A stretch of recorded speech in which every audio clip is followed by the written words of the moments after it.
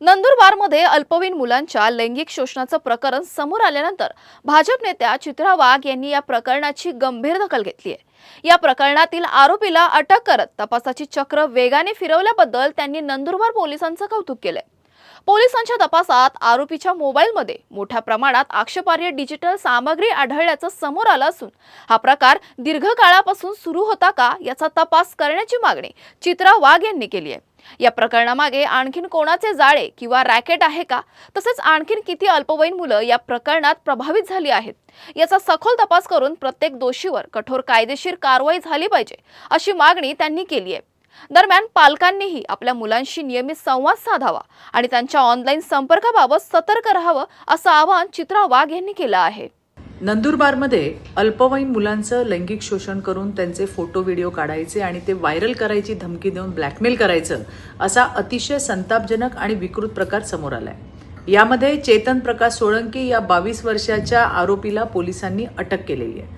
या प्रकरणात नंदुरबारच्या पोलीस अधीक्षक अश्विनी सानप यांचं सर्वप्रथम मी मनापासून अभिनंदन करते, कौतुक करते, कारण अल्पवयीन मुलांच्या लैंगिक शोषणासारख्या गंभीर आणि संतापजनक गुन्ह्याची कुणकुण लागताच कुठल्याही पीडिताची किंवा त्यांच्या परिवाराची तक्रार करायची त्यांनी वाट बघितली नाही आणि स्वतःहून FIR दाखल करत तपासाची चक्र वेगाने फिरवली आणि या विकृत नराधमाच्या मुसक्या आवळल्या।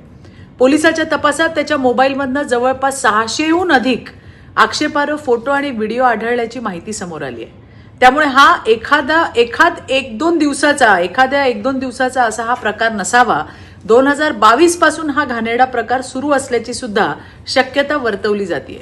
आरोपी तर पोलिसांच्या ताब्यात आहेतच, पोलीस अधिकचा तपास पण करतायत आणि येणाऱ्या काळामध्ये या गुन्ह्याची व्याप्ती जी आहे ती सुद्धा त्या ठिकाणी उघडकीला व्हायला हवी आहे। या आरोपीच्या मागे आणखीन कोण आहेत, यामागे एखादं रॅकेट काम करतंय का, आणखी किती अल्पवयीन मुलं या विकृताची शिकार झाली आहेत, या सगळ्या प्रश्नांचं उत्तर तपासातून समोर यायला पाहिजे।